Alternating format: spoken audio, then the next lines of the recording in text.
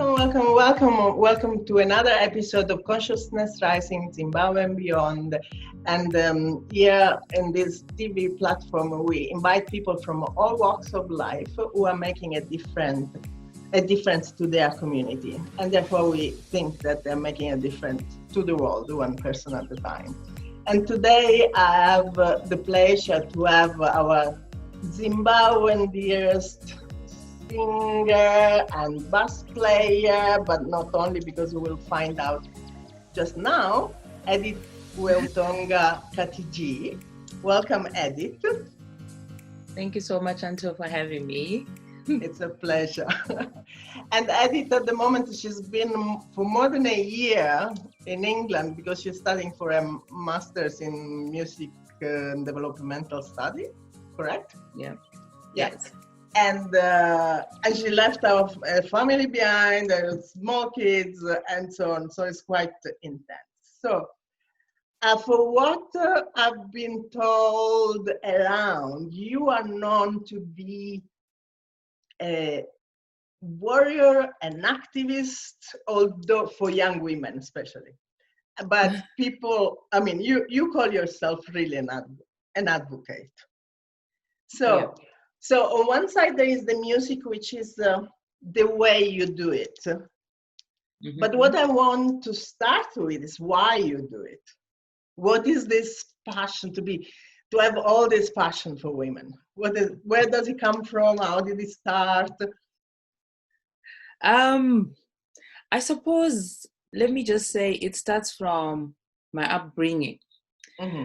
I was raised by powerful women in my grandmother, in my mother, and the women that surrounded my grandmother, because she was a community woman who gave so much to her community.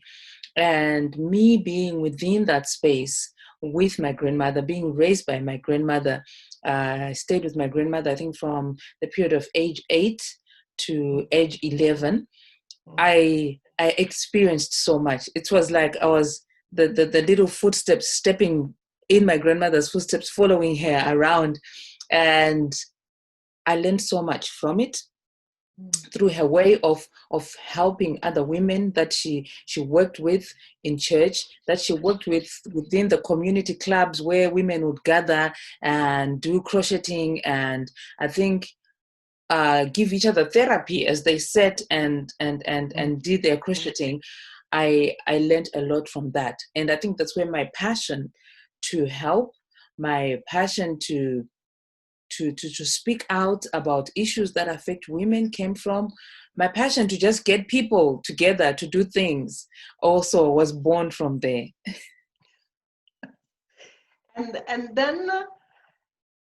And then what happened? Because I know that you come from a Chewa background. The Chewa people are from Malawi originally, correct? Yes. Yeah. Yes. And then you grew up in Bulawayo, where the Mele and a completely different group of people live. And then you came to Harare, where it's mainly Shona. So you kind of know also many different cultures you have been knowing. Over these years, you have learned and known. So how it was for you to come from a tradition and then having, if it was me, I would use the word fit in. So for some people could be an enrichment. From some people, they would feel like victimized. So what was your experience about that? About this. So both my parents are from Malawi, okay. With my maternal grandmother coming from Zambia. Mm-hmm. So we have my maternal grandmother coming from a Swati background. So it's a whole mixture, but when my great-grandparents came to Zimbabwe, they settled in Kadoma. Kadoma is a small town in the west side, Mashonaland west side of the country, and where most people of the Chewa origin settled. Okay. The small towns, the mining towns. And so in my parents' house, my father being Chewa, my mother being Nyanja, my father then, agreed to let my mom raise us the Chewa and Nyanja way. Nyanja, in that is the language that we would speak at home. Yes. Chewa is the language from my father's side, but I suppose he appreciated that, children are raised by their mothers. And my mother, not being Chewa, but being Nyanja, would raise us in her way, but also accommodating both cultures within the family home. So everything we did in the house and everything we do as a family up to this day is Chewa. I speak Nyanja, but when the family really starts getting into the deeper language of Chewa, we get lost, I get lost. And then having been born in Kaduma and my dad working in Harare, serving in the army then, of course, I grew up around a community that spoke both Nyanja, Chewa, and at school speaking Shona. So my primary school started and prep school started in Harare, where my father was working. And so I managed to learn the Shona language, not the culture, but the Shona language at school, because at home it was a totally different thing. And then when my father got transferred to Bulawayo, I was 8. And he didn't want me having all this confusion. So with my mom, they agreed that I would be left with my grandmother. Okay. So that's how I ended up being raised by my grandmother from age 8, which was grade 4, until I was in grade 7. And during that period, I learned more of my tradition as a Chewa person, because that's what my grandparents practiced. Even the church we went to is a Chewa speaking church. And then at age 13, I went to join my family as I was starting high school, to go to Townsend High School in Bulawayo. And there was a culture shock for me. Okay. Because then I was surrounded by people who spoke a completely different language, and I would like to believe somewhere in me is my Ndebele blood, or the Swati blood from my maternal grandmother, enabled me to quickly adapt. So I remember someone watching me on stage and saying, I can't believe she doesn't, she's not from here, because I went on stage and I sang a Ndebele song and did all the clicks right. And people were wondering which part of Matabeleland I was coming from. So my going to join my family in Bulawayo then exposed me to this culture.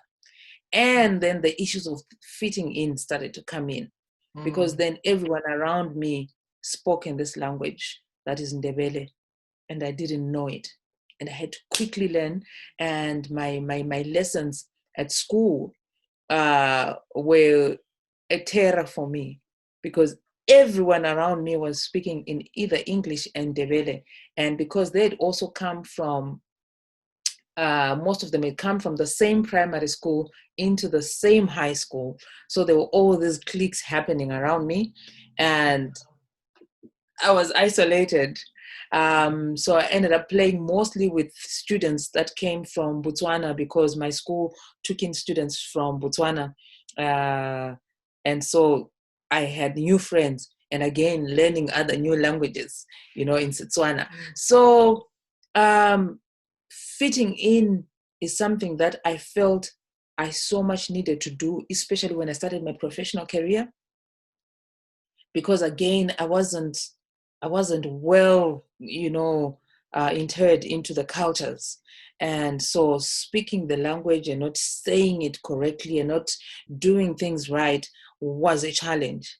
And what I like though is when I started my professional career at Amakosi, Konti Mhlanga quickly identified me as Munyasarand.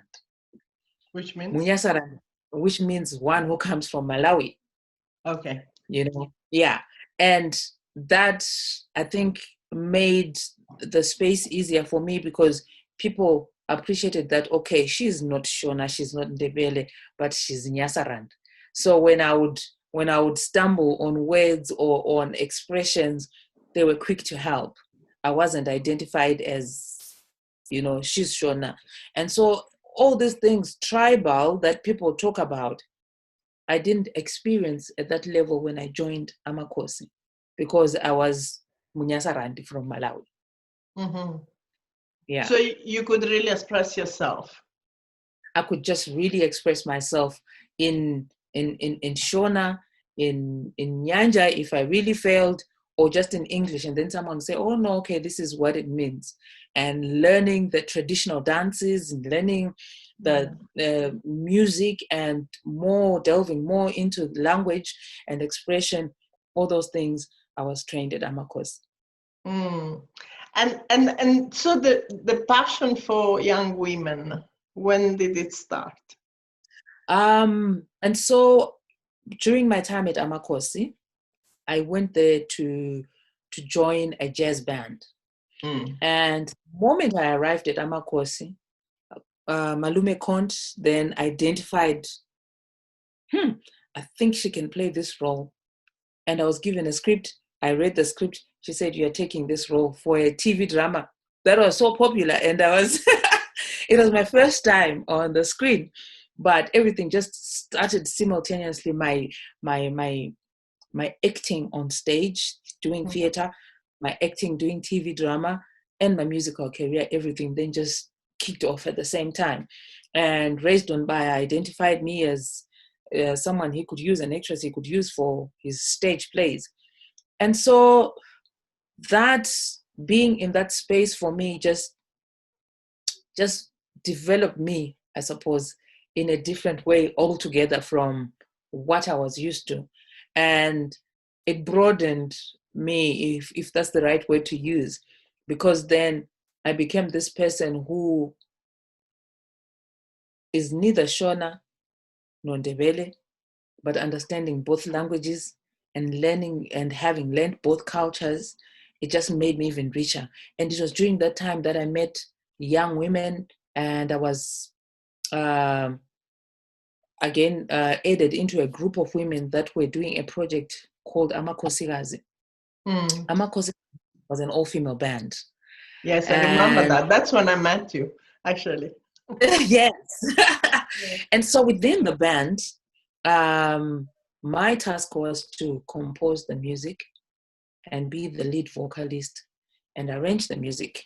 So Amakosikazi was a funded project to train women to be instrumentalists and be band leaders, and not play, the backing vocalist role or a dancer in the band, but women taking the initiative to be the instrumentalist and everything else that a band needs in terms of leadership.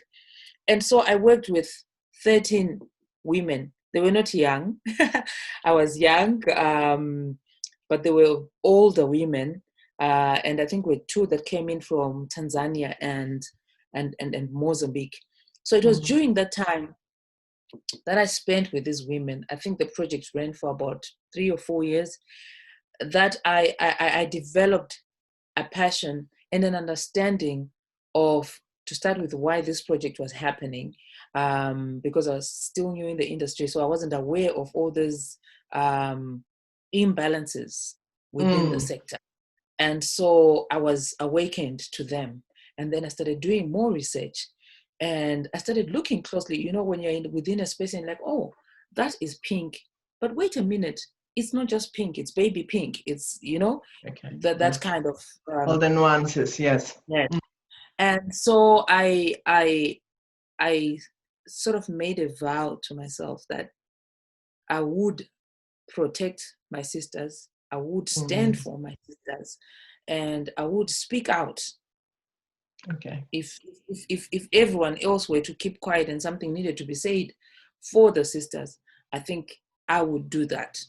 So that's when that passion was, the foundation was laid, I would say, to love women And then looking back, realizing that, but wait a minute, this is exactly what my grandmother was doing when she was training the young women to bake, using, the stoves that you dug on the ground, and you're teaching them how to crochet and things like that. She was doing it for the women. And how he just, So you learned, like you just mentioned, all your leadership skills, they came all from your grandmother, mostly. They came mostly from my grandmother. I think that time that I stayed with my grandmother shaped me. Yeah. When they say that in Ndebele they say sigoqwa sisamanzi. It means you can only fold and shape something when it's still wet, because when it's dry, you trying to fold it means it's going to break and things like that. So I think that for me, those were the foundation years, that the time that I spent with my grandmother. And what I love about what you have told us up to now is this, I see you as a bridge. So a bridge between cultures, between different communities.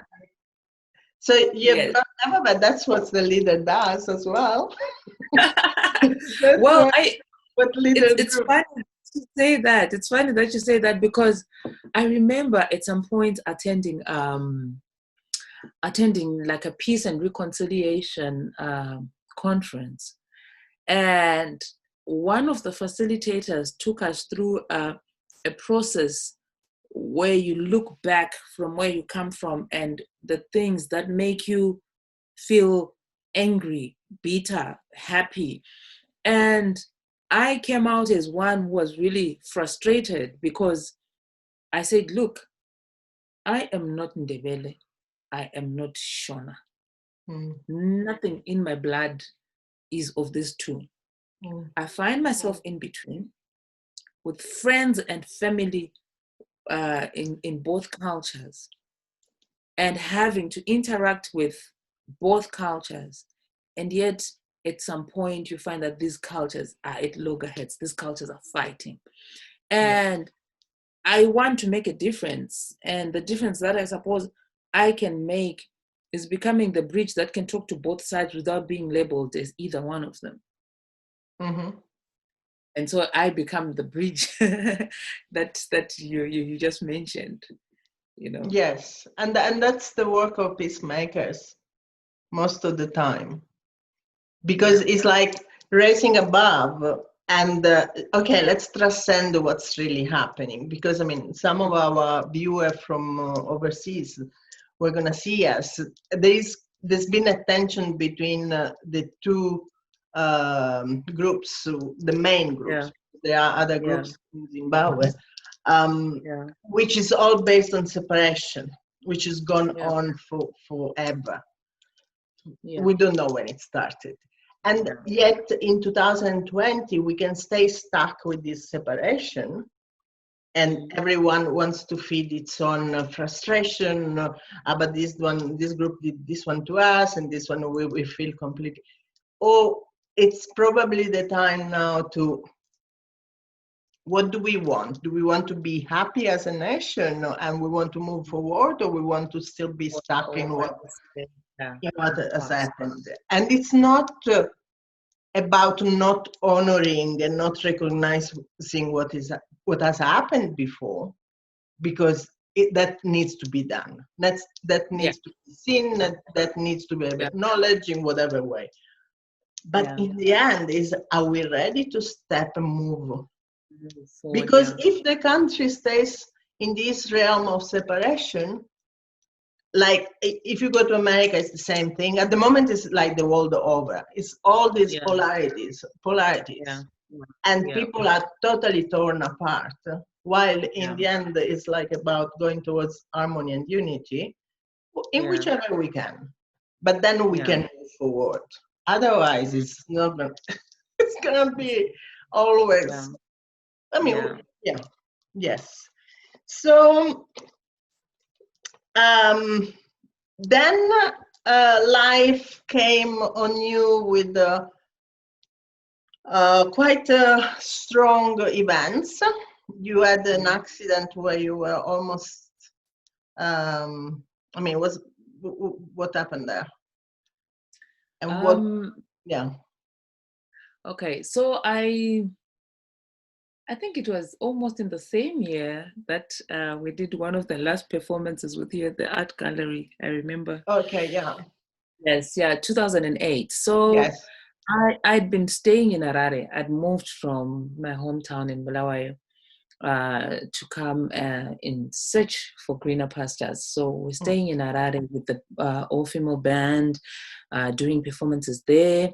And in July of 2008, I thought I'd surprise my mom because, by tradition, she had joined the Roman Catholic Church, which was a church closer to home. And in Zimbabwe, in most of these women's, what do we call them? The women's groups within the churches, you're given a particular uniform after doing certain rites and things like that. And so my mom was being given the women's uniform, Yambuya Anna. And so I wanted to surprise her. I thought, okay, let me travel to Bulawayo. So it was 2008. There was no money in the banks. People were queuing for everything. There were food shortages and things like that. And I remember trying to go to the bank and to withdraw some money so I could travel. And there were these long queues. And then I called a friend to ask for a book that I wanted to use and read on my way and then on my way back. And he said, okay, I can give you the book. I'm just preparing to go to Bulawayo. I said, oh, great. When? He says, tonight. I said, oh, I want to go to Bulawayo as well today. He says, well, if you don't mind traveling with me, I have one other friend in the car. We can leave at 6 in the evening. So I asked my husband, you know this guy well, right? Because we'd met at a workshop and all that. He says, oh yeah, I know him. You can travel with him. I said, okay, fine. In the evening, we left around 6:30 to travel. We were just taking off from Kadoma. And as we were approaching the curve in Ngezi, we were in a head-on collision. And I think it's a good thing that we just taken off. So we were not speeding, but the other car was bigger than ours, and they overtook at a curve, and the head-on collision happened. I woke up around 1 a.m. with a serious need to go to the toilet. And that's when I could hear people around me saying, oh, she's up. I'm like, where am I? I said, you're in hospital. Where, Kadoma? What happened? You're in an accident. Someone took me to the toilet and I came back and they say I gave them my husband's number, an address to my grandmother's house in Kadoma, and a phone number to my uncle. And then I slipped away for 2 weeks. Wow. It was so bad, the scar on my face was from here to almost to my ear. And they had to wait for my uncle to arrive. In fact, the police went to my grandmother's house, who directed them to my uncle's house. And the policeman told them there is nothing in the hospital. No needles, no medication. This is what we need. So we had to find you so that maybe you can make a way. My uncle called his friend. He opened the pharmacy almost 2 a.m. So gloves, needles, threads, medicines were given to him. And only then did they manage to just do a quick stitch up. And I only woke up in Harare. And with all these scars, my face looking the way it was in bad shape. And, I think it was like a new day for me. That's how the name Utonga was born. Okay. Because when I woke up, Utonga means the first light of day, the break of dawn. Okay. Right. So that's what inspired the brand name. Because when I opened my eyes, the first thing I saw was the light. And finding out that I'd been in hospital for so long. And also then discovering that, a few weeks later, that everyone else discovering that I was pregnant, and that this pregnancy, it survived all this, So it was a life-changing moment for me, in that I feel like, I was somewhere in between life and death, and coming out of it then shaped what was to become the brand that I am today. The music that I compose changed to, making a decision that whatever I write about, sing about, has to have a meaning. It can't just be a bubblegum. I can't. I don't know how to write, bubblegum, but that it has to have a teaching, entertaining, educating, and, have a meaning to life, because there I was, I just been granted another lease, at life. Yeah. Do you have any recollection of those 15 days in between states?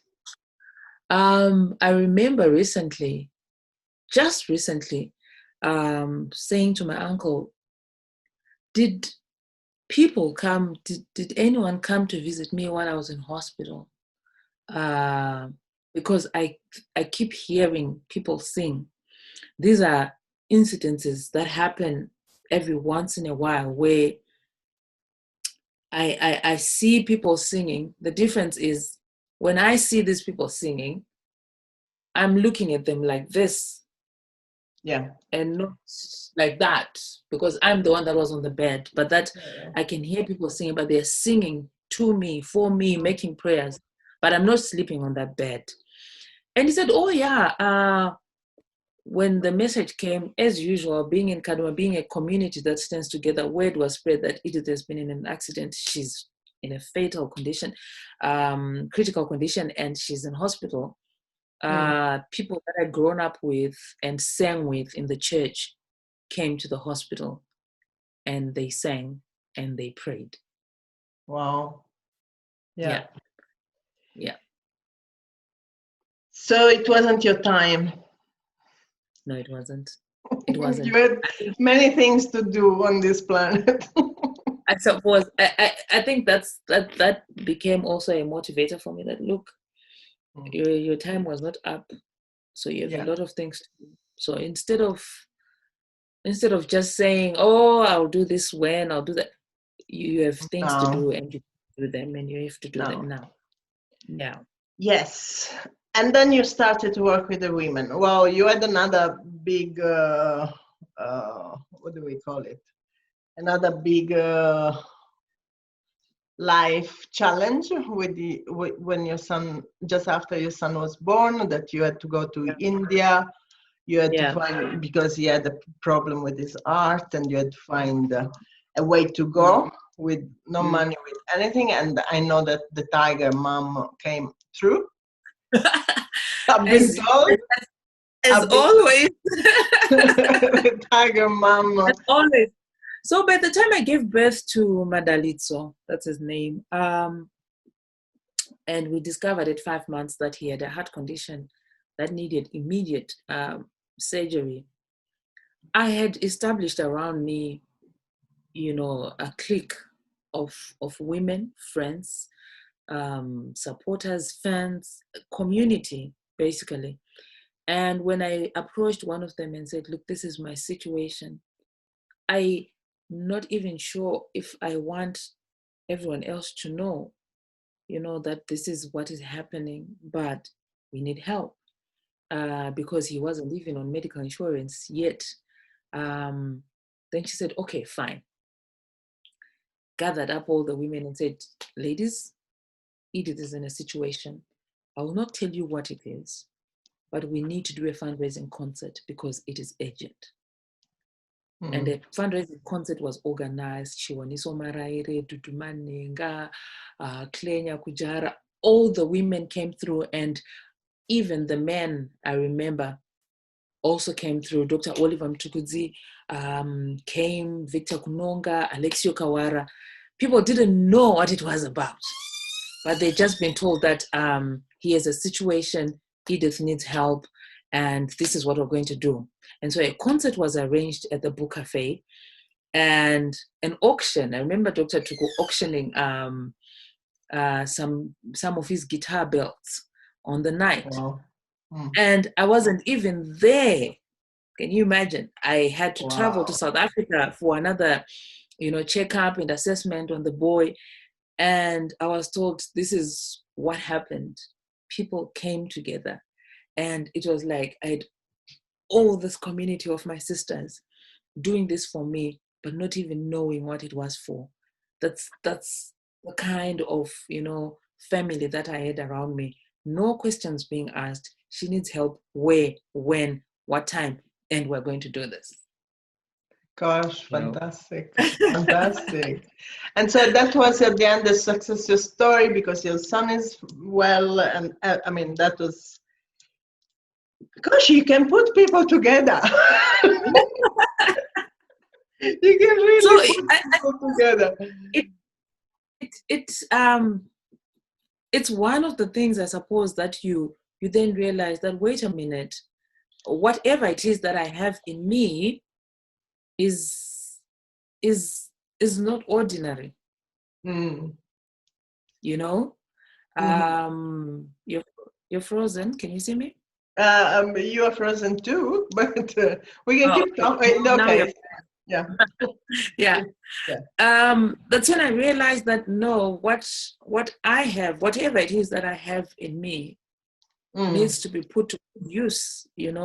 If this could happen at the mention of my name, and have people that I have in one way or another impacted through, be it workshops that I helped facilitate with the Flame Project at the Book Cafe, or just by interaction, meeting people along the way. And the Book Cafe was packed and the money was raised. And on the other hand, I did a fundraising dinner and raised money, auctioned my bass guitar, and money was raised to make sure that my son, goes for this surgery. The church community that I was with also helped me raise this money. And I remember one lady saying, look, I work at Econet. Please go and see this lady at Econet and write down what you need. And I did. I went there and wrote down what I needed, and I gave it to her. And a month later, I think, or 2 months before my son turned 1, I got a call. Said, look, Econet said they're going to pay for the medical bill. These are women I didn't have to deal with. You see what I mean? Why I'm drawn to, because as women, as mothers, it's almost like a second nature that you have empathy, you're compassionate about another woman being in trouble, about a child, and you'd probably run faster to action something, and that's how it happened, So Econet paid for that, CBZ paid for the air tickets, and everything else that we'd gathered paid for the recuperation period after the surgery in India. Even when I got to India, there was a support system there that was waiting for me. Just before we left Zimbabwe, my mom in Jackie Kahi sent me an email and said, look, I've got in touch with these people in the city where you're going to be with your son. And they are going to respond to your email and ask you what you need. And so whoever she sent the email to then posted in a work group and said, guys, there's a young mother and her son coming to India with her son for treatment. She'll need a place to stay after, hospital. Didn't they fight over me before we before I even got there? And so I got to India. I think we were in hospital for about a month plus, and 2 or 3 families had had come forward and said, we can have her. Okay, one of the three was not a family, but a single lady who said, I wouldn't mind having her and a son in my house. So eventually it was agreed that I was going to spend time with all of them at some point. But I selected one family, and this is a family that's become a part of my family even to this date. A family of husband, wife, and their 2 kids. And so they would visit me at the hospital, bring me some food that, they felt, okay, you must be missing food from home. We tried to find you some meat because meat wasn't a regular thing, Right. And I think they came to the hospital, I remember, on a day when things were just going bad. My son had been in intensive care after surgery for a couple of days, and they'd removed him from life support. And I think he was a day into breathing on his own after surgery.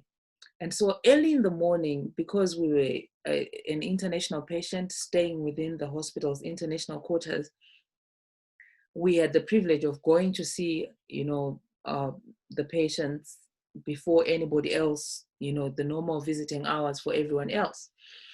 And I went downstairs to see my son around 6 in the morning. And as soon as I was taking off my shoes, the guard stopped me and said, you can't go in. I said, why? He said, well, you can't go in now. So he couldn't explain much, and I just pushed my way in and put on the gloves, washed my hands. And as I was putting on the gloves to get into the ICU, another nurse came and blocked my way. And she said, I'm sorry, ma'am, you cannot go in. Please go and wait for the doctor in the waiting room. At that moment, I think I died. I don't know what happened to me, because then I was like, what has happened to my son? She wouldn't respond. She told me to go and wait for the doctor. Until I waited for the doctor from 6 in the morning until 11. And in those 5 hours, I was going crazy. No one was coming to me to say anything. And people just come in and say, oh, she's waiting for Dr. Rian, and walk out. And I was in this waiting room on my own. And I paged the corridors. People came in for the morning visit, mid-morning visit.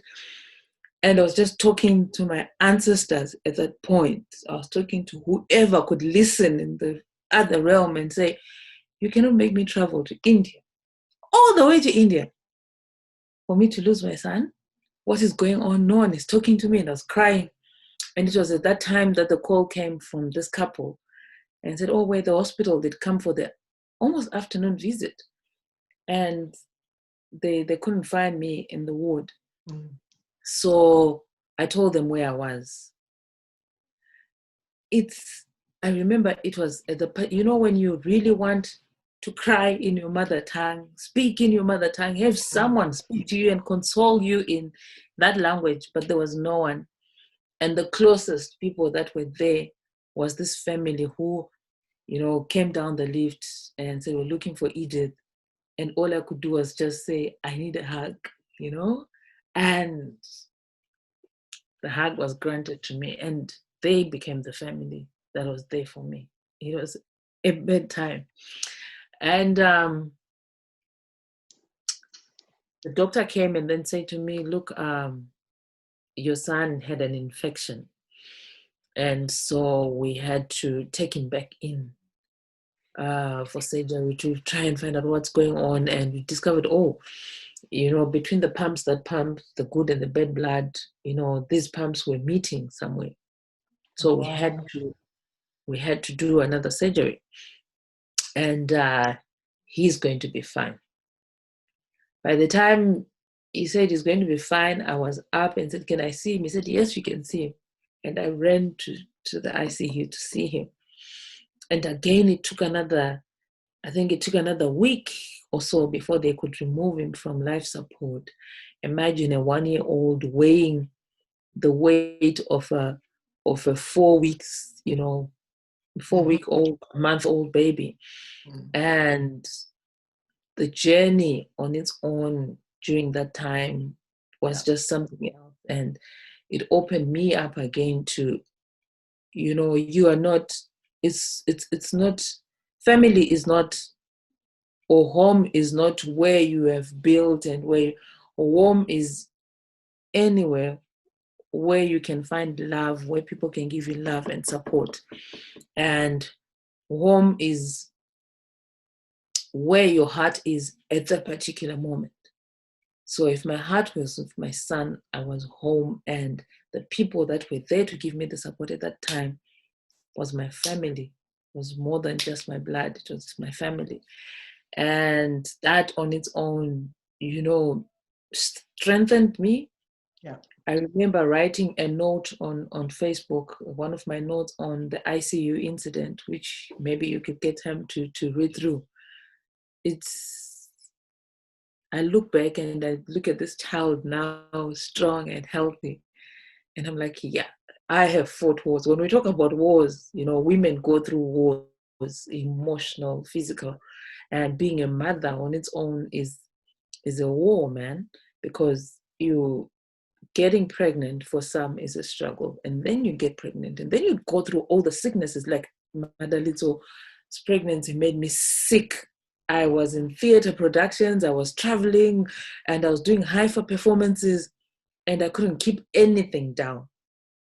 And then this child came and he was sick and the war was going on, Yeah. And, when people come to you, to any woman, and say, congratulations, I've told myself I need to sit down with a poet, because I can't put the right words together on, when you say makorokoto, and when I say makorokoto, in the village saying I'm shlope, and when you say congratulations, what does it even mean, especially when a child is born?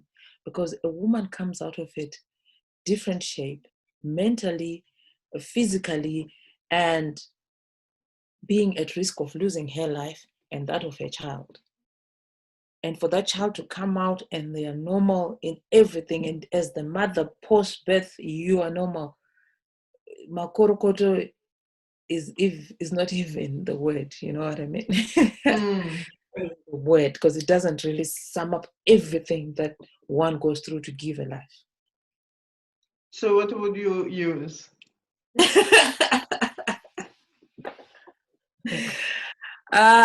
Man, it should be victory.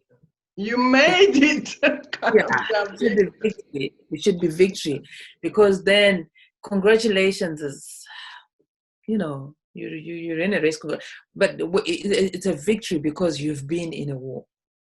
Right. You've been in a war. Yeah, and from all that you have shared with us, which I'm very grateful. There's so many things that came through. There is, yes, there is the war. Yes, there is the attack from life, and but also that life gave you the attack or the war, what do you call it? But it also gave you the opportunity to fight this war. Yeah, because So, it's one thing to be in a war and be incapacitated to fight this war. Victim, yeah. Mentally, physically, but I had all the right tools And support system as well. So I have this community of people who check on me. Someone just coming home and saying, you know what, you need a massage. I'm going to give you a massage. This was a sister from church. She'd just come into your space. Are you home? Yes, I'm home. Okay, I'm coming to give you a massage. She brings everything, and she'd bring a whole pot of a stew and say, you're not going to cook. I've brought this stew and I'm going to massage you because you need it. The things that someone might look at and say, something small, but that kind of support system, the caring, to carry. And also when you look at it, we have so many situations, women who tell a story of how they gave birth to a child who is disabled or who was not well, and the husband walked away. Yes. Because they couldn't stand the pressure. But I was blessed to have a partner who stood by me during that time. and even, stayed behind to look after the kids while I had to go and see this surgery through for our son. So the support system was very strong. It also gave me, I suppose, the energy to fight. So, and your ability that grows more and more every day to create community. So tell us one last question, Zawadi. Tell me about Zawadi. And then how you brought, now you're fine, your son is fine. So now time to work. Yes. And now bring your music. I'm in a space where I feel, having gone through all these things, it's a test of, if you can withstand everything else that will come, ahead of you, if you're able to stand and do these things that you are created to do. And I believe mine is through this trust that I've started, called Zawadi. Zawadi is the name that we gave to our last born child. She's 6, and Zawadi means the gift. And I didn't even know when I went to India to have my son, have his surgery, that I was pregnant with Zawadi.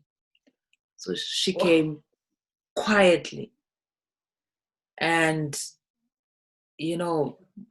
hence the name, the gift, because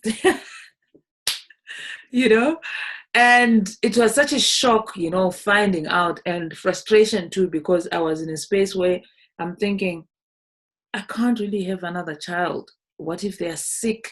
What if, they need all this? Will I be able to go through this?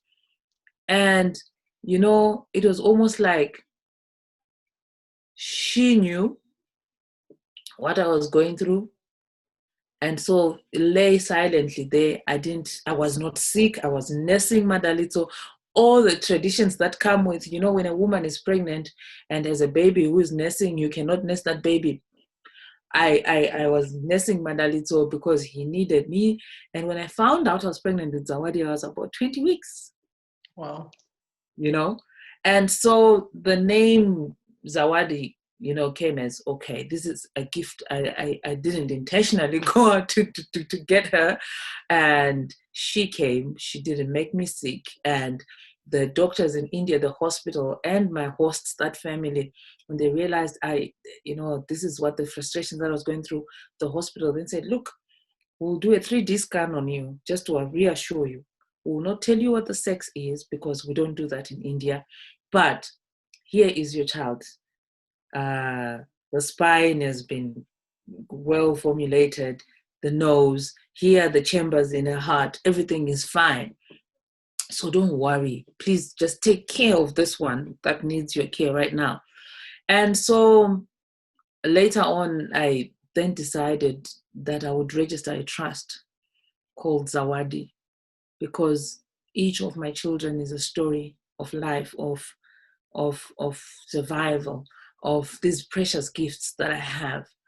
But looking around me in terms of the community that I work with, the communities that I work with, that when one is a gift, for that gift to manifest or for that child to thrive, that gift needs to be nurtured. And so Zawadi is a talent development trust that's going to be looking at not only the young girls, but also the young, boys within our communities. Because I feel that for years and years and years and years now, there's been empowerment for women, empowerment for girls, and there's nothing much being done on empowering the boys with whom these girls live within the communities. And so to make that community habitable, for these men and boys to understand what these women have been empowered about, they need to appreciate and acknowledge and understand these things, because they would also then grow up in the dark and still relive and recreate the mistakes and everything else that the past generations have made. And so Zawadi Development Trust looks into talented young creatives developing the talent, nurturing the talent. In future, I want to be able to have scholarships, engage my fellow artists in the sector who are enabled to at least give a scholarship, even if it's for a year, for 2 years, or for the next 4 years in university, but developing these talents that our children have in a community where art is looked at as a profession that it's supposed to be looked at in any other world, and allowing our children to live their creative purposes, because we grew up in a space where, art is something that you probably choose to do because you failed, but no parent in their right mind would take their children through music school because it's not a profession. Yeah. So Zawadi Talent Development will do that, creating legacies through young people, because when we develop the young, we're developing the future, we're creating a brighter future.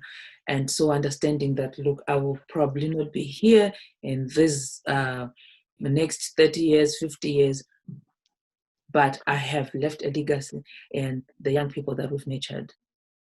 And I give you also good news. The good news that that we have been all the different Generation X, Millennium, blah blah blah blah, and so now that the newly born are called the artists, because the way the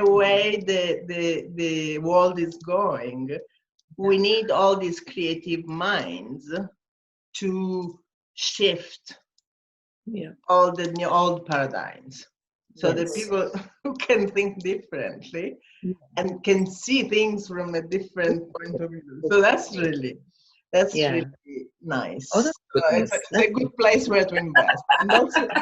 And also what I like is that because you are a bass player, the kids will, especially the boys will listen to you. So,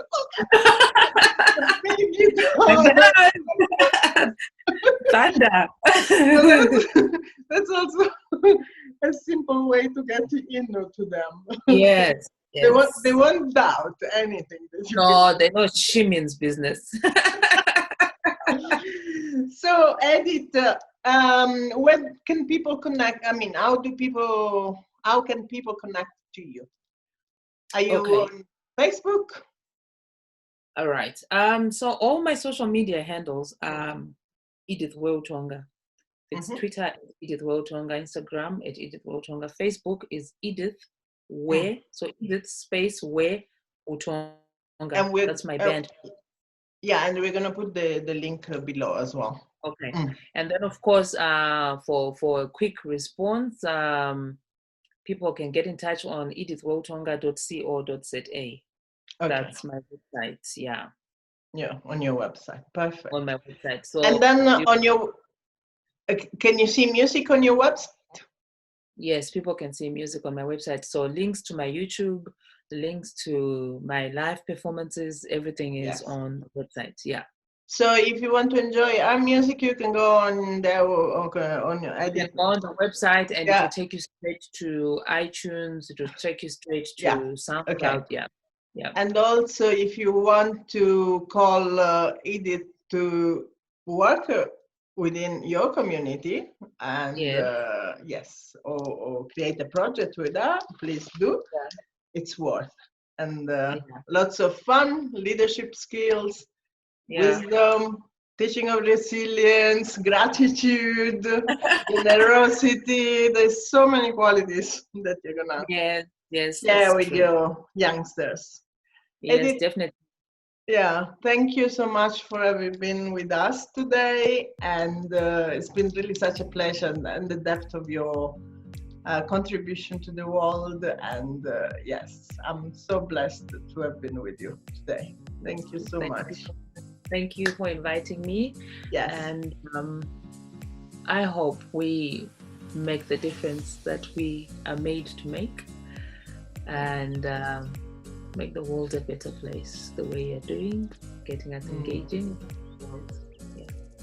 Yes. Enjoy your autumn coming. Thank you. Bye.